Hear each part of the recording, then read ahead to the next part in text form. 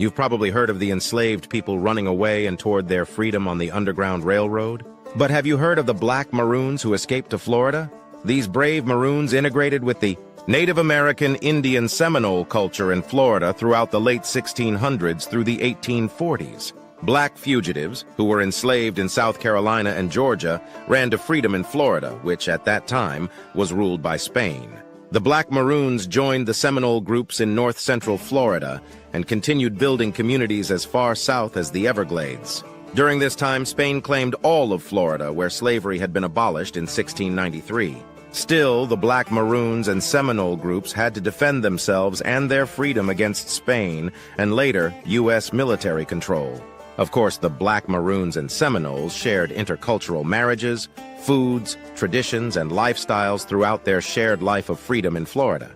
They were able to safely hide in the forests and swamps where they also dealt with malaria and other diseases. Some even set up their own governing systems independently from each other, and those who expected to return them to the plantations they escaped. Black Seminoles were protected by the Native American communities from re-enslavement by joining their military forces to resist both the Spanish and Americans. Around the 1730s, Fort Mose became the first free black community in what is now St. Augustine. By the late 1790s, the Spanish needed more allies to fight both the British and the Americans, and offered freedom to all enslaved people who reached Florida if they also accepted Catholicism as a way of life. Blacks and Native Seminoles fought side by side against America in the Seminole Wars. In 1818, General Andrew Jackson, who later became the 7th U.S. President of the United States from 1829 to 1837, sent U.S. forces to destroy communities filled with Maroons, Seminoles, and Creeks along the Apalachicola River. By 1819, Spain sold Florida to the United States. Still, the resistance continued even as the Maroons and Seminole communities migrated to southern Florida and Andros Island in the Bahamas. In 1835 to 1841, during the Second Seminole War, more than 1,500 white American soldiers died as the Maroons and Seminoles resisted them.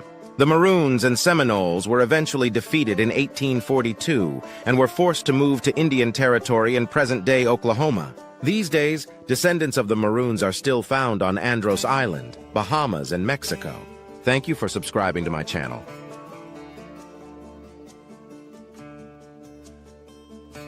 Source: Alexander O., 2022, April 06. The Black Maroons of Florida, 1693 to 1850. blackpast.org.